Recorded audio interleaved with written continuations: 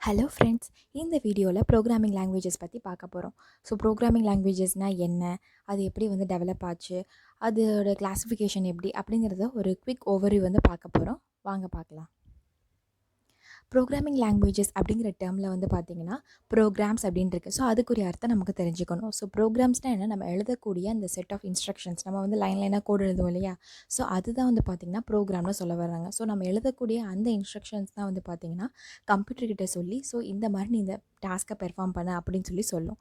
For example பார்த்திங்கன்னா எனக்கு 2 நம்பர்ஸை ஆட் பண்ணணும் அப்படின்னா, ஃபஸ்ட்டு யூசர்கிட்ட இருந்து ஒரு நம்பர் வாங்கிக்கோ, அதுக்கப்புறமாட்டிக்கு இன்னொரு நம்பரும் வாங்கிக்கோ, ரெண்டையும் ஆட் பண்ணி வரக்கூடிய ரிசல்ட்டை யூசர்கிட்ட நீ திருப்பி டிஸ்பிளே பண்ணு அப்படின்னு சொல்லிட்டு நம்ம கோடு எழுதுவோம். ஸோ இந்த மாதிரி நம்ம இன்ஸ்ட்ரக்ஷன்ஸ் எழுதுறத கம்ப்யூட்டர் வாங்கிக்கிட்டு என்ன பண்ணணும்னா, நம்ம சொன்ன ஆப்ரேஷன்ஸ் எல்லாமே பெர்ஃபார்ம் பண்ணி அதோட ரிசல்ட்டை நமக்கு ஸ்க்ரீனில் டிஸ்பிளே பண்ணும்.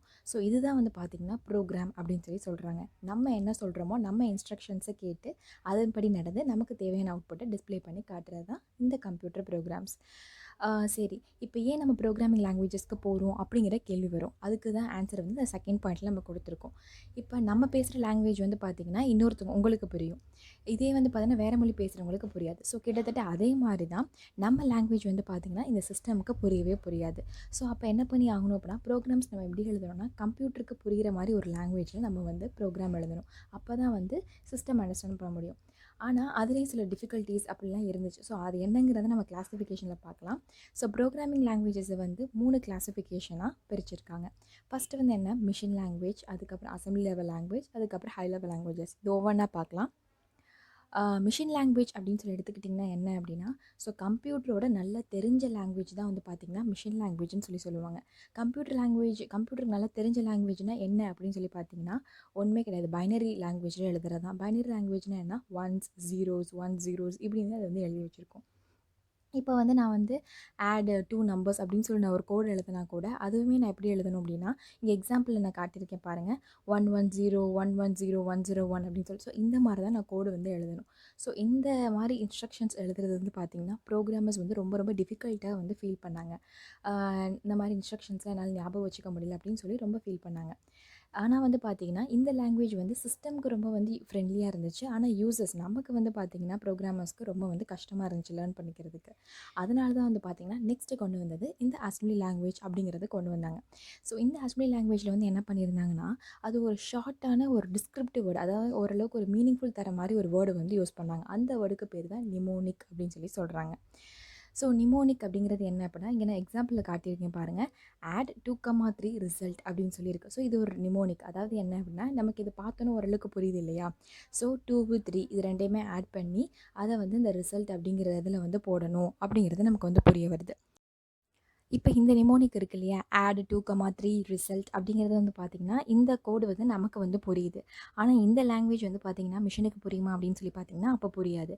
அப்போ இதை நம்ம என்ன பண்ணுறது அப்படிங்கிறப்ப தான் பார்த்திங்கன்னா லாங்குவேஜ் ட்ரான்ஸ்லேட்டர் அப்படிங்கிறது நமக்கு அந்த இடத்துல தேவைப்படுது. இப்போ ஃபார் எக்ஸாம்பிள் பார்த்திங்கன்னா, இப்போ எனக்கு தமிழ் தெரியுது, இன்னொருத்தவங்களுக்கு தமிழ் தெரிஞ்சுன்னா தேர் இஸ் நோ இன்டர்மீடியேட், யாரும் நடுவில் நமக்கு இன்னொருத்தவங்க சொல்லணும்னு அவசியம் கிடையாது.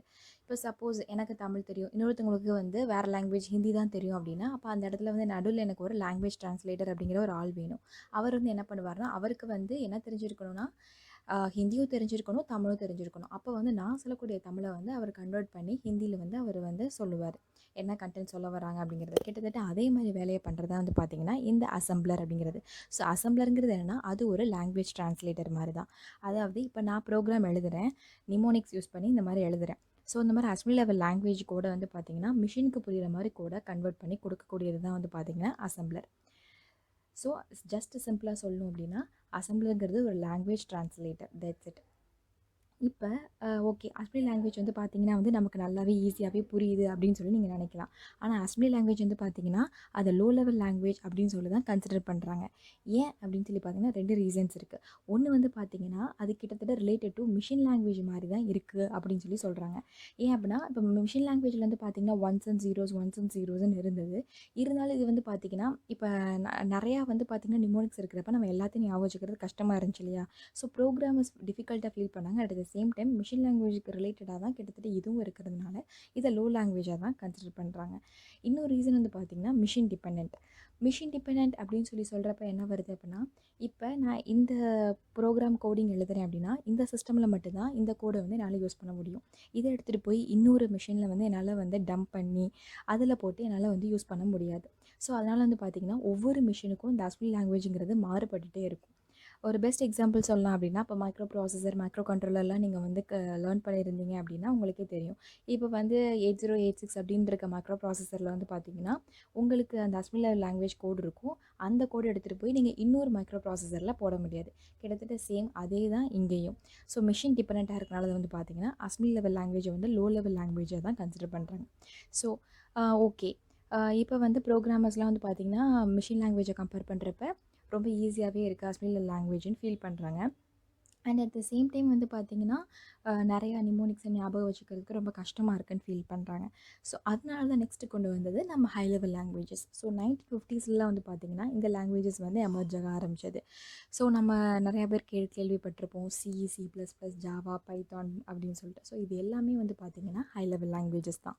ஸோ ஏன் அந்த ஹை லெவல் லாங்குவேஜஸ் அப்படின்னு சொல்லி எல்லோரும் ரொம்ப வியப்பாக பார்க்குறாங்க, எதனால் வந்தது, ஏன் அது ரொம்ப இம்பார்ட்டன்ஸாக இருக்குன்னு சொல்லி வந்து பார்த்திங்கன்னா அது வந்து பிளாட்ஃபார்ம் இண்டிபெண்டன்ட்.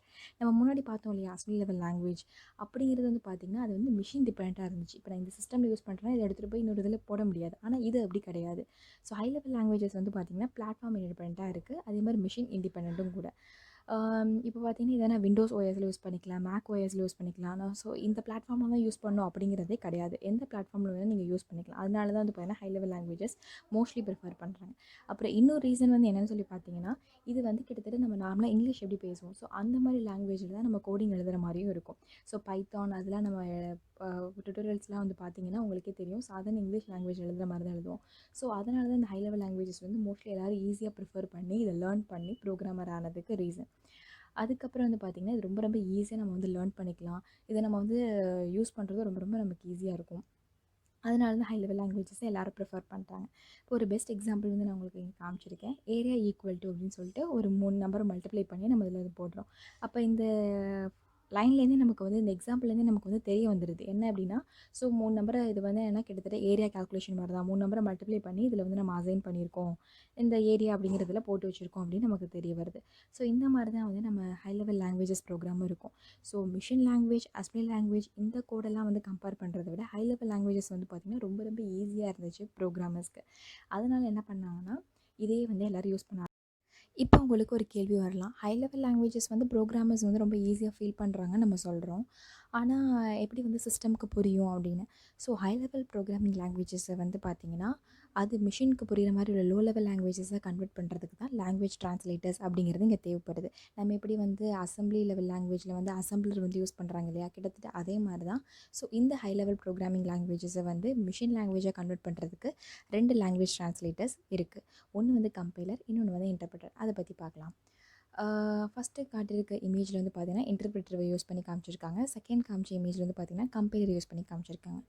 இன்டர்பிரட்டர் வந்து எனக்கு என்ன பண்ணும் அப்படின்னா நம்ம எழுதக்கூடிய அந்த ப்ரோக்ராமிங் கோட் இருக்கு இல்லையா, அதை வந்து எனக்கு அப்போவே வந்து பார்த்திங்கன்னா மிஷின் கோடாக கன்வெர்ட் பண்ணி, அதாவது மிஷினுக்கு புரிகிற மாதிரி லாங்குவேஜாக கன்வெர்ட் பண்ணி எனக்கு ஸ்க்ரீனில் அவுட்புட்டாக காமிச்சிடும். ஆனால் கம்பைலர் வந்து பார்த்திங்க அப்படின்னா நான் வந்து என்டையர் ஒரு கோடே ஃபுல்லாக எழுதி முடிச்சிடுறேன். ஸோ நிறையா லைன்ஸ் ஆஃப் கோட் எழுதி முடிச்சதுக்கப்புறமாட்டிக்கு எனக்கு அதை வந்து பார்த்திங்க அப்படின்னா மிஷின் கோடாக கன்வெர்ட் பண்ணி கொடுக்கும். அதுக்கப்புறம் தனியாக எக்ஸிக்யூட் பண்ணுறதுக்கு எக்ஸிக்யூட்டர் யூஸ் பண்ணி தான் நம்ம தனியாக வந்து எக்ஸிக்யூட் பண்ணுவோம். ஸோ இதான் வந்து நம்ம வந்து சி லாங்குவேஜ்லாம் மோஸ்ட்லி தெரிஞ்சதுன்னா கம்பைல் பண்ணி அதுக்கப்புறமாட்டிக்கு ரன் பண்ணுவாங்க. ஆனால் இன்டர்பிரட்டர்ஸ் யூஸ் பண்ணியிருக்க பைத்தான்லலாம் வந்து பார்த்திங்க அப்படின்னா டேரெக்டாகவே எனக்கு என்ன பண்ணிடுவாங்கன்னா வந்து ரன்னு கம்பைல் அப்படிலாம் டேரெக்ட் கிடையாது. அது ரன் கிளிக் பண்ணாலே ஆட்டோமேட்டிக்காக எனக்கு என்ன ஆகிடும்னா சோர்ஸ் கோட் எல்லாமே மிஷின் கோடாக கன்வெர்ட் ஆகிரும். ஸோ சிம்பிளாக சொல்லணும் அப்படின்னா இன்டர்பிரட்டர் வந்து நான் ஒரு லைன் ஆஃப் கோட் எழுதின உடனே எனக்கு வந்து ஆட்டோமேட்டிக்காக மிஷின் கோடாக கன்வெர்ட் பண்ணி அவுட்புட் காமிச்சிரும். ஆனால் கம்பைலர் வந்து எனக்கு என்ன பண்ணுன்னா நான் நிறைய லைன்ஸ் ஆஃப் கோட் எழுதி சேவ் பண்ணதுக்கப்புறம் அதுக்கப்புறமாட்டிக்கு தான் மிஷின் கோட் ஃபைலாக கன்வெர்ட் பண்ணி வச்சுருக்கோம். அதுக்கப்புறமா நம்ம ரன் பண்ணுறப்ப தான் எக்ஸிக்யூட் பண்ணி அவுட்புட்டை நமக்கு டிஸ்பிளேயில் காட்டும். கம்பைல் பண்ணுறப்ப எனக்கு இங்கே அவுட்புட் காமிக்காது. அப்போ கன்வெர்ட் பண்ணி மட்டும்தான் வைக்கும். ஓகேவா? இப்போது ப்ரோக்ராமிங் லாங்குவேஜஸோட இம்பார்ட்டன்ஸ் என்ன, அது எப்படி வந்து டெவலப் ஆச்சு, அதோட கிளாஸிஃபிகேஷன் என்ன அப்படிங்கிறத நீங்கள் நல்லா அண்டர்ஸ்டாண்ட் பண்ணியிருப்பீங்க. ஸோ நெக்ஸ்ட் வீடியோவில் வந்து பார்த்திங்கன்னா நம்ம பைத்தானை வந்து தமிழில் வந்து லேர்ன் பண்ணிக்கலாம். அந்த வீடியோ வந்து பார்க்குறதுக்கு முன்னாடி நம்ம சேனலை இது வரைக்கும் சப்ஸ்கிரைப் பண்ணாதவங்க கீழே சப்ஸ்கிரைப் பட்டன் இருக்கும், அதை கிளிக் பண்ணிக்கோங்க. அப்படியே பக்கத்தில் வந்து பெல் நோட்டிஃபிகேஷன் ஐக்கான் இருக்கும், அதையும் கிளிக் பண்ணிக்கோங்க. அப்போ தான் ஃபர்தராக உங்களுக்கு நோட்டிஃபிகேஷன்ஸ் எல்லாமே வரும் நான் வீடியோஸ் அப்லோட் பண்ணுறப்ப. So please subscribe and support us friends.